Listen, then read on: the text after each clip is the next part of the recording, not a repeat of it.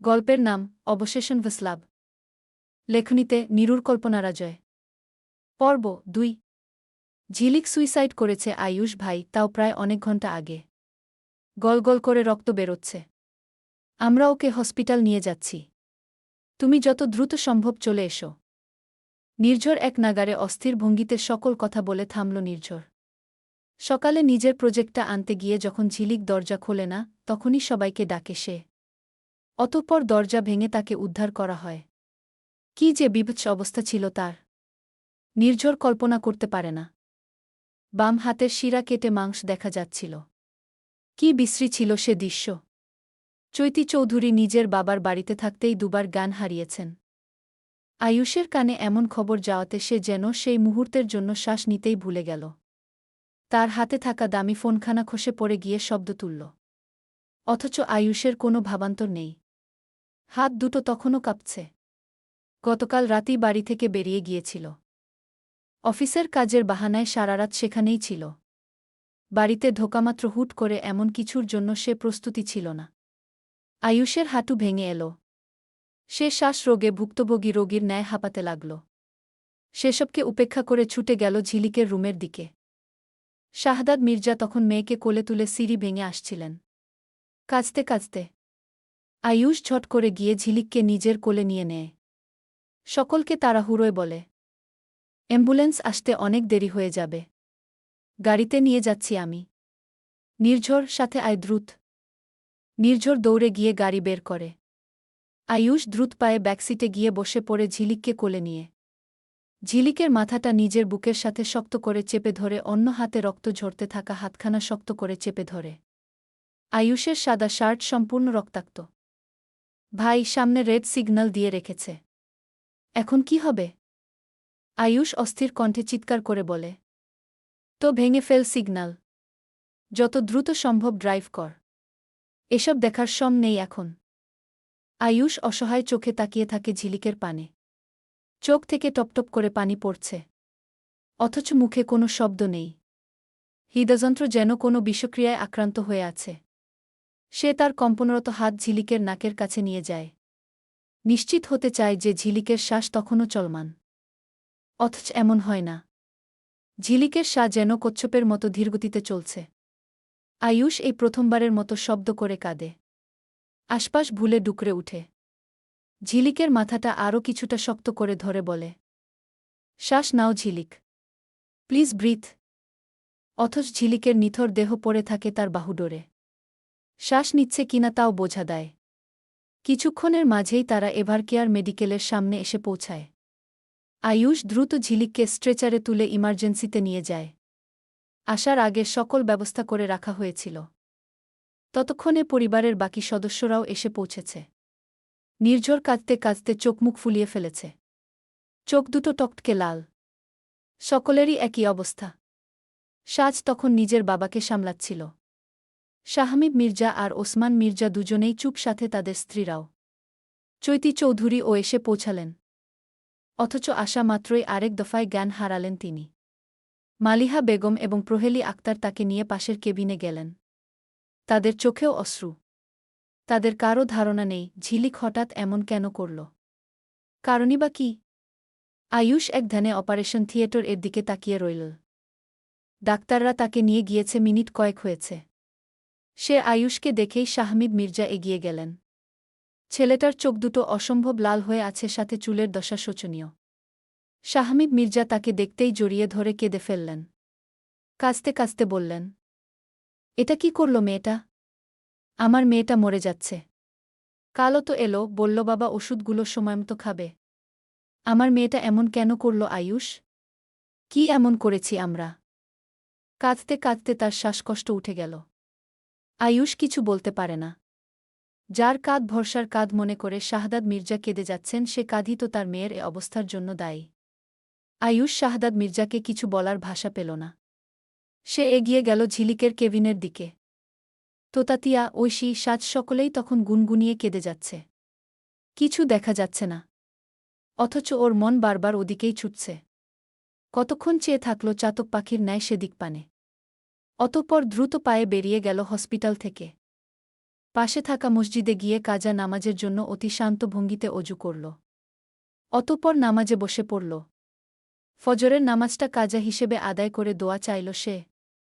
ইয়া মাবুদ, আপনি ছাড়া আমার আর কোনো গতি নেই। আমি একমাত্র আপনার ভরসাতেই টিকে আছি। আমাকে ধৈর্য দিন। আমার আয়ু সেই মানুষটিকে দান করুন যে আমার বেঁচে থাকার উৎস। আমার কৃতকর্মের ফল তাকে দিবেন না। আমার সন্তান স্ত্রী উভয়কে রক্ষা করুন। আমার বেঁচে থাকার একমাত্র অবলম্বনকে রক্ষা করুন। সে কাঁদতেই রইল। সেজদায় কাঁদতে কাঁদতে সে শুধু তার স্ত্রীর প্রাণ ভিক্ষে চাইল। বিপদ, যখন মানুষ বুঝতে পারে সৃষ্টিকর্তা ব্যতীত তাদের আর কেউ নেই। সেই মহান সৃষ্টিকর্তা চাইলেই সব পারেন। আয়ুষ তা খুব ভালোভাবে বিশ্বাস করে। সে জানে এ মুহূর্তে একমাত্র মহান আল্লাহতায়ালা ব্যতীত তার হৃদয় শান্ত করার ক্ষমতা কারও নেই। কিছু সময় পরই তার পকেটে থাকা আরেকটি ফোন বেজে উঠল।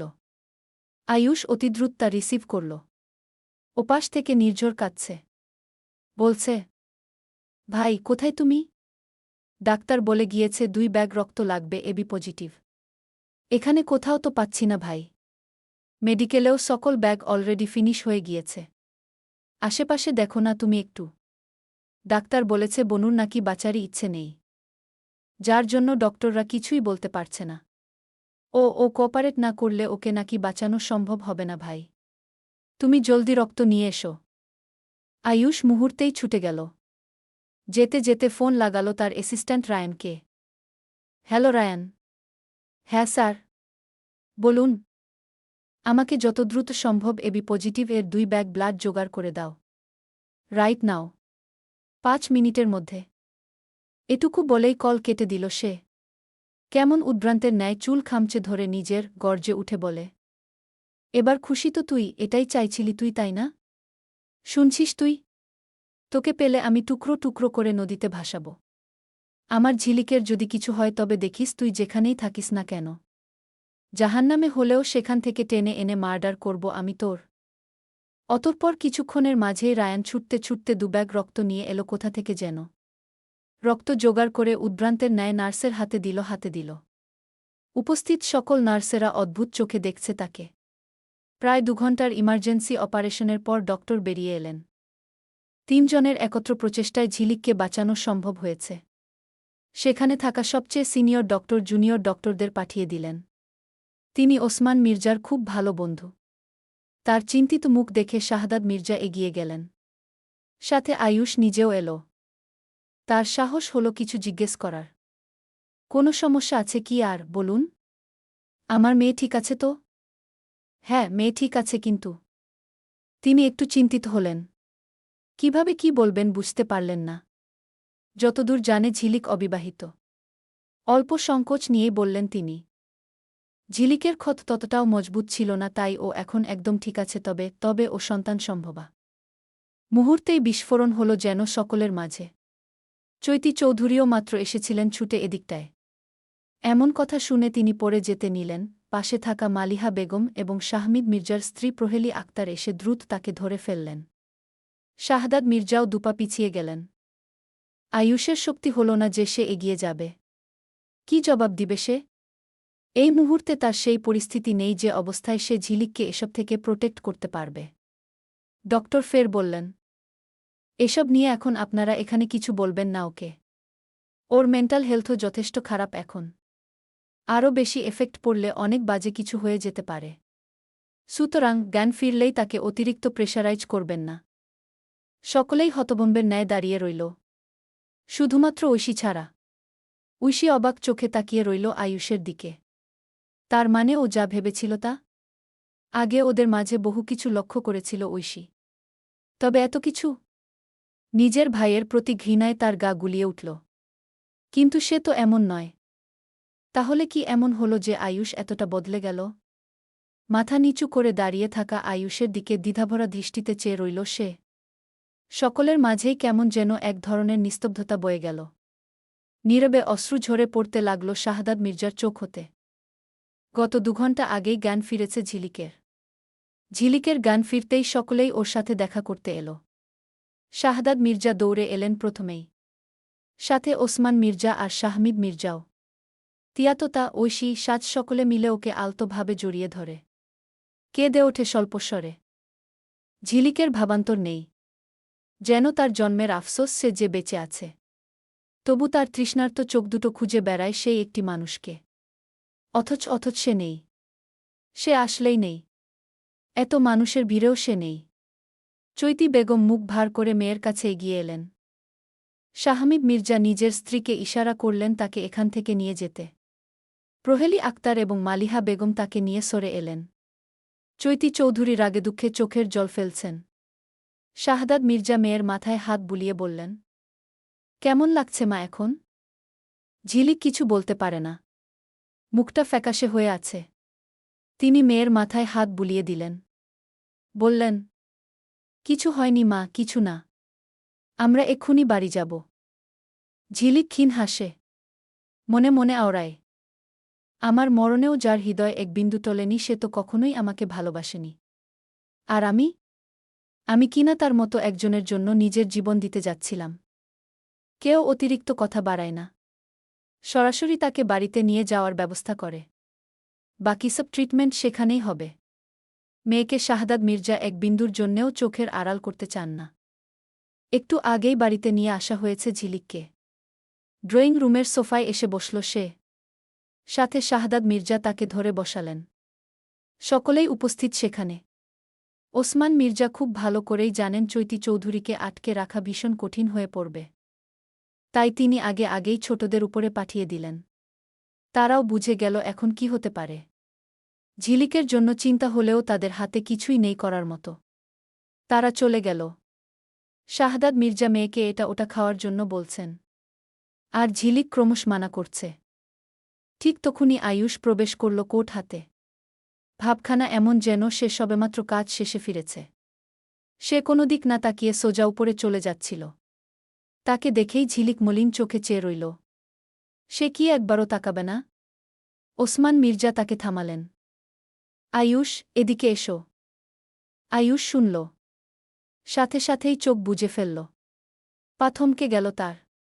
যার সম্মুখীন সে হতে চায় না তার সামনেই কেন বারবার যেতে হচ্ছে? সে রাশভারী কণ্ঠে বলে, আমি টায়ার্ড আব্বু। পরে আসব। এসো এদিকে।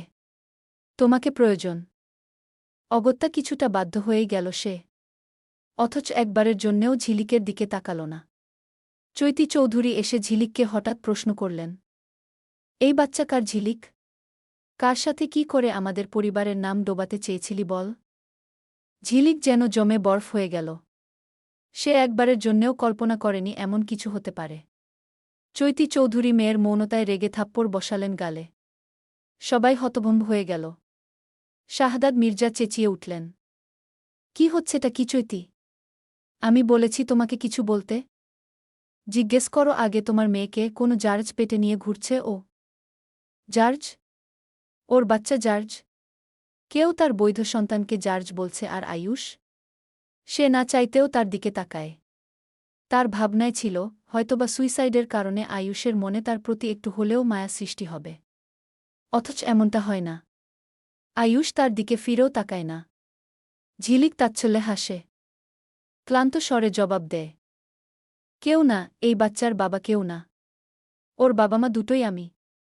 কার না কার বাচ্চা পেটে নিয়ে ঘুরছিস আর এখন এসে বলছিস বাচ্চার বাবা কেউ না? আয়ুষ হুট করে মুখ খুলল। মুখায়েব তার চরম লাল। যেন সে এক্ষুনিই সব ধ্বংস করতে চায়। অথচ শুধু বলল, এনাফ ছোট আম্মু। ও এখন অসুস্থ, ওকে এখন রেস্ট করতে দাও। এসব নিয়ে পরে কথা হবে। তার এমন কথা শুনে ঝিলিক তাচ্ছিলে হাসে।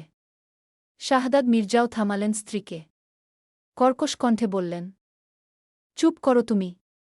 অতঃপর মাথা নিচু করে বসে থাকা ঝিলিকের পানে চেয়ে বললেন, রুমে চলো মা। এখানে থাকার দরকার নেই তোমার। শাহদাদ মির্জা মেয়েকে নিয়ে উঠে দাঁড়ালেন। সকলকে উদ্দেশ্য করে বললেন, এ ব্যাপারে কেউ আর কোনো কথা বলবে না। যা বলার আমিই বলবো। অতঃপর তিনি ঝিলিককে নিয়ে সিঁড়ি বেয়ে উপরে উঠে গেলেন।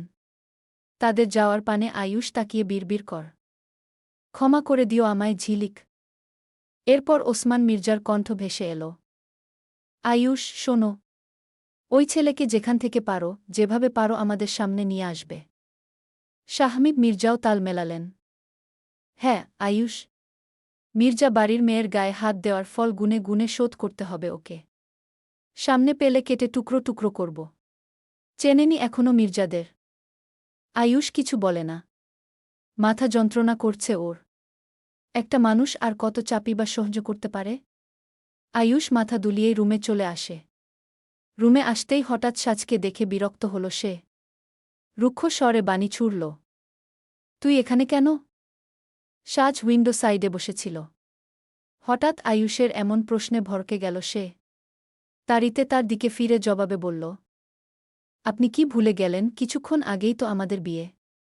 বাকিটা শেষ করতে পারে না সাজ। তার আগেই আয়ুষ ওকে থামিয়ে দেয়। বলে, লিমিট ক্রস করিস না সাজ। বিয়ে নয় ওটা, এগ্রিমেন্ট হবে। তুই প্লিজ এখন একটু অন্য ঘরে যা। আমার খুব বেশি খারাপ লাগছে। একটু রেস্ট নিতে চাইছি। সাজ মলিন চোখে চাইল। হ্যাঁ ঠিক। এগ্রিমেন্টই তো। চুপচাপ বেরিয়ে এলো সে। মনে মনে বলল, ভালোবাসা খুব বাজে জিনিস। যা মানুষকে কখনো এতটাই নিচে নামায় যতটা নিচে নামলে হয়তো জাহান্নাম ও মেলে না। শাহদাদ মির্জাকে জড়িয়ে ধরে শুয়ে আছে ঝিলিক। মাথাখানা ঠিক বুক বরাবর। শাহদাদ মির্জা মেয়ের মাথায় হাত বুলিয়ে দিচ্ছেন। তিনি যে নীরবে জল ফেলছেন তা স্পষ্ট বুঝতে পারছে ঝিলিক। নীরবতা ভেঙে শাহদাদ মির্জা কান্নারত কণ্ঠে বললেন, কেন এমন করলে মামনি? বাবা কি তোমায় কম ভালোবেসেছে? তোমার কিছু হয়ে গেলে বাবার কি হতো? ঝিলিক মুখ তুলে চাইল। মলিন হেসে ফের বুকে মাথা ঠেকিয়ে শুধাল, আচ্ছা বাবা, ভালোবাসা কি অন্যায়? শাহদাদ মির্জা চুপ করে রইলেন। ঝিলিক বলে গেল, আমি তো শুধু ভালোবেসেছিলাম বাবা। আজ আমার ভালোবাসা আমাকে এই পরিস্থিতিতে নিয়ে এলো। ভালোবাসা অন্যায় নয় মা, কিন্তু ভুল মানুষকে ভালোবাসা অন্যায়। আচ্ছা বাবা, পৃথিবীতে এত মানুষ থাকতে আমরা তাকেই কেন চাই যে আমাদের সাধ্যেই থাকে না? অথচ তার জন্য আমরা পুরো দুনিয়া পায়ে ঠেলে দিই। পৃথিবী এমনই মা। যার জন্য তুমি পুরো পৃথিবীকে পায়ে ঠেলবে সেই তোমাকে পা মারিয়ে চলে যাবে। চিন্তা করো না মা, আমি আছি তো। শাহদাদ মির্জার নজর এবার দরজার পানে গেল। তিনি সেখানে আয়ুষকে দাঁড়িয়ে থাকতে দেখে ব্যস্ত কণ্ঠে বলেন, আয়ুষ, ওখানে কেন? ভেতরে এসো। আয়ুষ ঝিলিকের পানে তাকায়। আয়ুষের নাম শুনেও মেয়েটা তার দিকে তাকায়নি। দীর্ঘশ্বাস বেরিয়ে আসে তার বুক চিরে। মেয়েটাকে না দেখে সে থাকতে পারছিল না, তাই তো শরীরের অজস্র ক্লান্তি নিয়ে ছুটে এসেছ। সে এগিয়ে গিয়ে দাঁড়ায় শাহদাদ মির্জার কাছ ঘেঁষে। রুক্ষ স্বরে বলে, কেমন আছে এখন ও? হাতের ক্ষতটা একটু গা? এ মুহূর্তে হঠাৎ তিনি মেয়েকে প্রশ্ন করে বসেন, মা, ছেলেটা কি করেছে তোমার সাথে? একবার বলো আমাকে। ঝিলিক এবারে তাকায় আয়ুষের পানে। আয়ুষ চোখ ফেরায় না। তীক্ষ্ণ চোখে ট্রাইজারের পকেটে হাত ঢুকিয়ে চেয়ে থাকে। ঝিলিক ব্যগ্র কণ্ঠে বলে, সে আমায় ভালোবাসেনি বাবা। আমাকে আপন করার প্রতিজ্ঞা করে অন্য কারো সাথে ঘর বেঁধেছে। আমাকে ব্যবহার করেছে। আমার দেহের মোহে অভিভূত হয়েই হয়তো সে আমায় কাছে টেনে নিয়েছিল, অথচ আমি ভেবেছিলাম সে আমায় ভালোবাসে। কি বোকা আমি, তাই না বাবা? আয়ুষের মুখমণ্ডল তড়িৎগতিতে পরিবর্তিত হয়। অগ্নিঝরা দৃষ্টি নিক্ষেপ করে ঝিলিকের পানে। সে ব্যবহার করেছে ঝিলককে? এমন বলার সাহস কিভাবে হয় তার? শাহদাদ মির্জার চোখ ভরে এল। যে মেয়েকে আজ অবধি বকাটুকুও দেননি তাকে কিনা এভাবে কষ্ট দেওয়া হয়েছে। তিনি মেয়েকে বোঝালেন, না মা আমার। সে তো একটা কাপুরুষ, যে নিজের সন্তানকেও স্বীকৃতি দিতে পারেনি। আয়ুষ হঠাৎ তাদের কথোপকথনের মাঝে বলে ওঠে, মেজো আব্বু, তোমাকে আব্বু ডেকেছিল। বড় ভাই ডেকেছে শুনে তিনি মেয়েকে বললেন, মা, আমি একটু আসি কেমন? ঝিলিক মাথা নাড়ে। বলে, না, যেও না তুমি। এক্ষুনি চলে আসব মা। জরুরি কিছু হয়তো বা। আচ্ছা থাক, তুমি না বললবে পরে কথা বলে নিব। ঠিক আছে যাও, তবে তাড়াতাড়ি এসো। শাহদাদ মির্জা মাথা নাড়েন।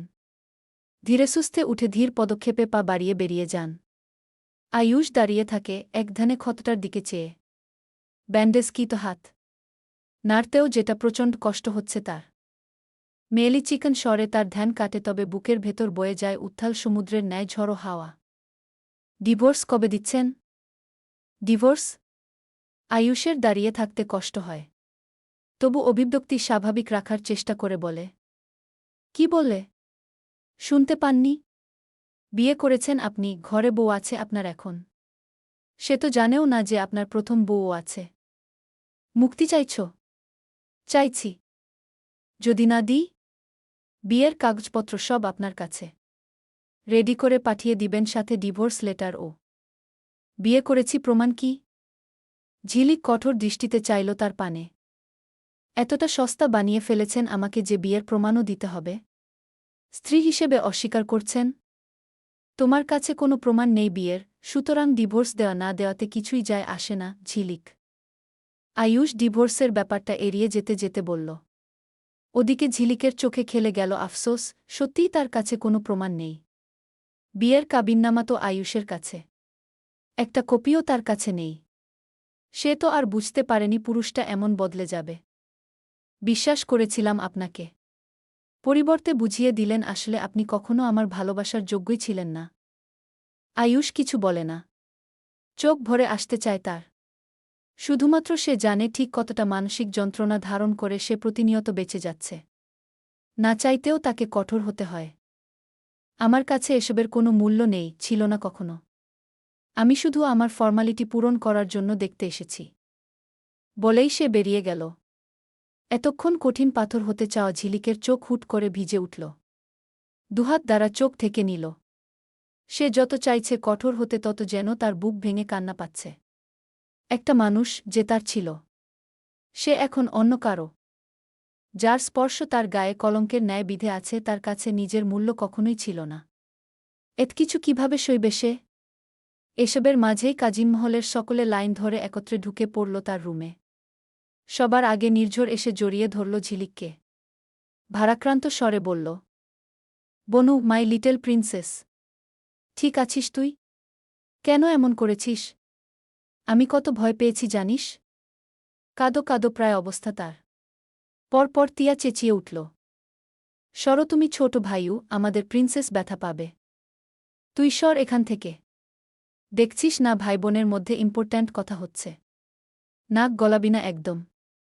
তোতা তেতে ওঠে। অন্য পাশ থেকে গিয়ে ঝিলিককে জড়িয়ে ধরতে ধরতে বলে, আমাদেরও তো সুযোগ দাও। অতঃপর এক এক করে তিয়া আর ঐশীও গিয়ে জড়িয়ে ধরে। তুলনামূলক ঐশীর মনটা বেশিই খারাপ। দুয়ে দুয়ে চার মিলে গেল যে। তাদের চার ভাইবোনের মাঝে মিলমিশ বেশি। যৌথ পরিবার হওয়ার দরুন ছোট থেকেই একে অপরের প্রতি ভীষণ টান। এরই মাঝে সাজ এলো ঝিলিকের জন্য স্যুপ নিয়ে। তাদের সাবধান করে বলল, এই সর তোরা, ও ব্যথা পাবে। সরে যা। ঝিলিক তাকায় তার আপুর দিকে। হুট করেই সে অনুভব করে তার মনটা ভার হয়ে আসছে আবারও। কিছুক্ষণের জন্য যে আনন্দটা মনে লেগেছিল তা ধীরে ধীরে গায়েব হয়ে গেল। তার মনে পড়ে গেল তার আপু শুধু তার আপু নেই আর। সে এখন তার নিজের জায়গা নিয়েছে। আয়ুষের বউ হয়েছে। তবু তার মুখে লোক দেখানো হাসি ফুটে উঠল। সে তার আপুকে বড্ড ভালোবাসে। তবু নিজের ভেতর কোথাও একটা আক্ষেপ অনুভব করল। যেমনটা শত বছরের কোনো চাওয়া কেউ হঠাৎ করেই বাতাসের গতিতে ছো মেরে নিয়ে নিলে হয়। সাজ এসে তার পাশে বসল। বলল, এখন কেমন আছিস মনি? অল্প হাসে ঝিলিক। বলে, অনেকটাই ভালো আপু। শুধু ভালো না, শক্তিশালীও তো হতে হবে। নে, স্যুপটা ফিনিশ কর। সাজ চামচ এগিয়ে দিল ঝিলিকের সামনে। ঝিলিক তা মুখে পুড়তে পুড়তে লক্ষ্য করল একটি সোনার নাকফুল, যা সাজের সৌন্দর্য অনেক গুণ বাড়িয়ে দিয়েছে। সাজ তুলনামূলক সবার থেকে একটু বেশিই ফর্সা। বাংলাদেশের তুলনায় তা অনেকটাই। তবু আজ কেন যেন ঝিলিককে তার পৃথিবীর সবচেয়ে ভাগ্যবান এবং সুন্দর রমণী মনে হল। অতঃপর তার মন কঠোর হয়ে এল। যার মনে তাকে নিয়ে বিন্দুমাত্র মায়া, তার জন্য তার কষ্ট পাওয়া ঠিক কতটুকু সাজে? মির্জা বাড়ির মেয়ে হিসেবে এবং ঝিলিকের আত্মসম্মানের সাথে তা একদমই সাজে না।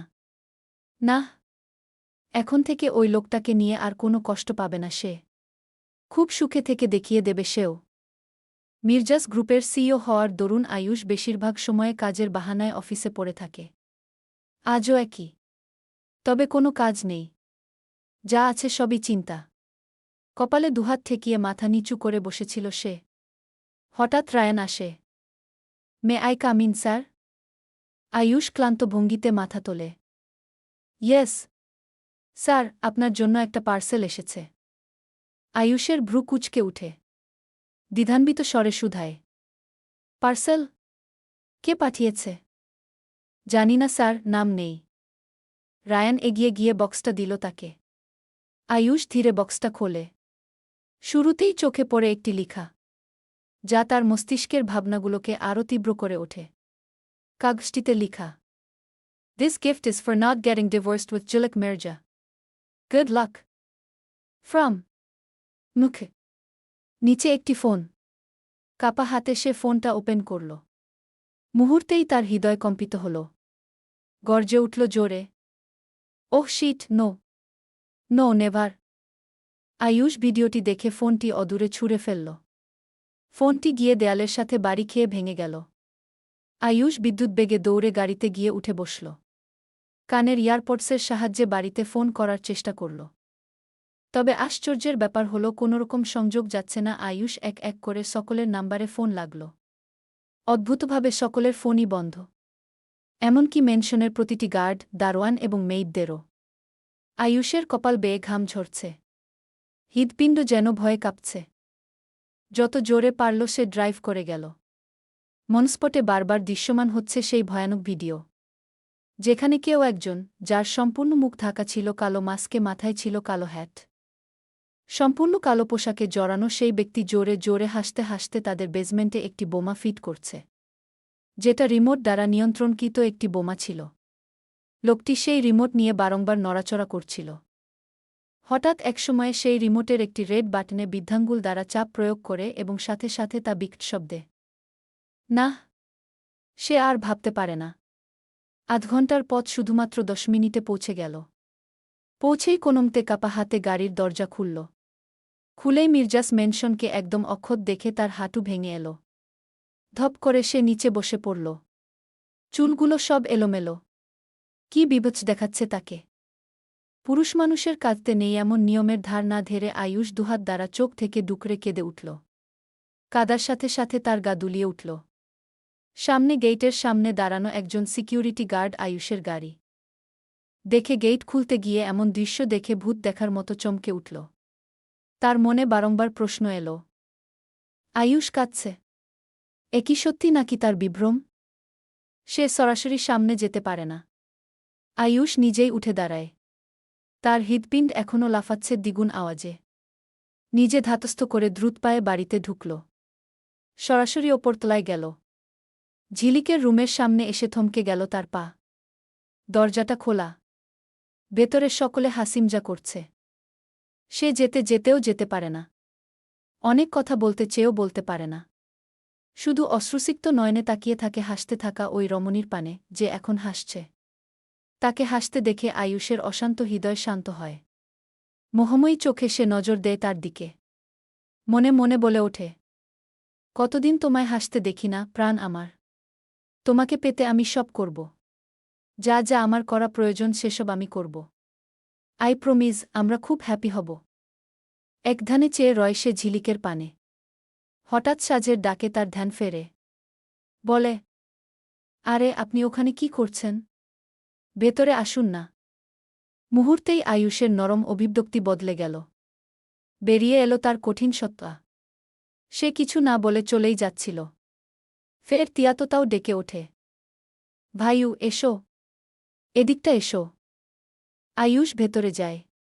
তাকে দেখে ঝিলিকের হাসি মিয়ে যায়। সহসাই মুখ কালো হয়ে আসে। আয়ুষ নির্ঝরকে উদ্দেশ্য করে বলে, তোকে ফোন করছিলাম না?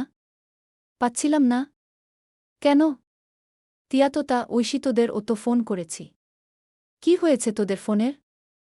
নির্ঝর বলে, জানি না ভাইয়া, আমাদের সবার নেটওয়ার্ক হুট করে বিচ্ছিন্ন হয়ে গিয়েছে, সাথে ওয়াইফাই এর রাউটার এও কি জানি হল।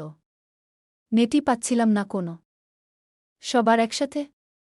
হ্যাঁ, সবারই। আয়ুষ কপালে ভাঁজ পড়ল। নির্ঝর ফের বলে, ভাইয়া একটু দেখো তো। আমার একটা ইম্পর্ট্যান্ট কল করার ছিল। আয়ুষ কিছু বলে না।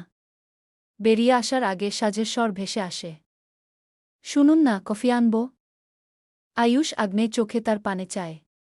চোয়াল শক্ত হয়ে আসে তার। হাত মুষ্টিমেয় করে নিজেকে সামলায়। কিছু না বলেই সেখান থেকে চলে যায়। সাজ ক্ষীণ হাসে। ঝিলিক বিছানার কমফোর্টার চেপে ধরে হাতের মাঝে। সাজ পরিস্থিতি সামলাতে বলে, টায়ার্ড বেশি হয়তো। ঐশী কিছুটা আন্দাজ করে। সাথে অবাকও হয়। সে সময় পায়নি আয়ুষের সাথে আলাদা কথা বলার। বাকিরা নিজেদের মাঝে আলোচনায় মত্ত। সাজ উঠে গিয়ে আয়ুষের পিছু পিছু যায়। সেদিকপানে চেয়ে ঝিলিকের গলা শুকিয়ে আসে। এরই মাঝে নির্ঝর বলে ওঠে, তুই চিন্তা করিস না বনু, তোর এ অবস্থার জন্য যেই দায়ী হোক না কেন তাকে আমি দেখিস কি হাল করি। হুট করেই সম্পূর্ণ মহল ঠান্ডা হয়ে গেল। সকলেই তার পানে চোখ বড় করে তাকাল। নির্ঝর ভরকে গেল। ঐশী ফিসফিসিয়ে বলে, ইডিয়েট কোথাকার। ঝিলিক মলিন হাসে। বলে, তার প্রয়োজন নেই ছোট ভাইউ। আমি তাকে নিয়ে কিছু বলতেই চাই না। তিয়া সব কিছু ঠিক করতে বলে। আরে ছাড়, ও তো একটা কাপুরুষ। ওকে নিয়ে কথা বলে আমরা আমাদের টাইম কেন ওয়েস্ট করছি। ঝিলিক হাসে। তারা যদি জানত যে তাদের আদর্শবান ভাই আয়ুষ মির্জাই তার এ অবস্থার জন্য দায়ী তখন তারা কি করত। আয়ুষ রুমে আসতেই তার ফোনে একটি নোটিফিকেশন আসে। আসা মাত্রই শাওয়ার নিয়ে বেলকনিতে বসে সিগারেট ফুঁকছিল সে। হঠাৎ ফোনের শব্দে তার বুজে রাখা চোখ খুলে গেল। সেখানে লিখা, It was a demo, but if you want I can show you the whole picture. From মখ। রাগে আয়ুষের চোয়াল শক্ত হয়ে আসে। সে চেক করে দেখতে চায় এই মেসেজ কোথা থেকে এসেছে। অথচ সে কিছুই পায় না। ওই নাম্বার ততক্ষণে ডিজেবল হয়ে গিয়েছে। সে নাম্বারে ফোন দেয় সে। বন্ধ। চাইলেও সেই নাম্বার ট্র্যাক করা অসম্ভব। কিছুক্ষণ আগের ভিডিওটাওটা একটা নকল ভিডিও ছিল যা সম্পূর্ণ তাকে ভয় দেখাতে তৈরি করা হয়েছিল। তবে যে জন তাদের মেনশনের সম্পূর্ণ নেটওয়ার্ক হ্যাক করেছে সে ঠিক কতটা পাওয়ারফুল তা আয়ুষের হয়তো ধারণারও বাইরে। অবশ্য পাওয়ারফুল না হলে কি আর এত বড়। ওয়াইফাই অফিসে ফোন দেওয়ার পরই জেনেছে সে। এখন সব ঠিকঠাক। নেটওয়ার্কও আছে। সে উঠে যায়। কি করবে তার বুঝে আসে না। রায়ানকে মেসেজ দিতে গিয়েও দিয়ে উঠতে পারে না। সাজ হেসে তাকে ডাকে, আপনি কিছু খাবেন? কফি অথবা স্ন্যাক্স? কিছু আনব? আয়ুষ শান্ত চোখে তার দিকে তাকায়। বলে, সাজ তুই কি বড্ড বাড়াবাড়ি করছিস না? সাজ কাচুমাচু করে। বলে, আপনিই তো বলেছিলেন হাসব্যান্ড ওয়াইফের অভিনয় করতে হবে। তা বলে কি তুই সত্যি সত্যি বউয়ের মতো বিহেভ করবি যখনক্ষণ? সরি। আয়ুষ কিছু না বলেই উঠে চলে যায়। সাজের চোখ দুটো ভরে আসে। একমাত্র ভালোবাসে বলেই আয়ুষের এমন উদ্ভট শর্তে সে রাজি হয়েছে। অথচ তবুও তাকে অবহেলা করছে মানুষটা।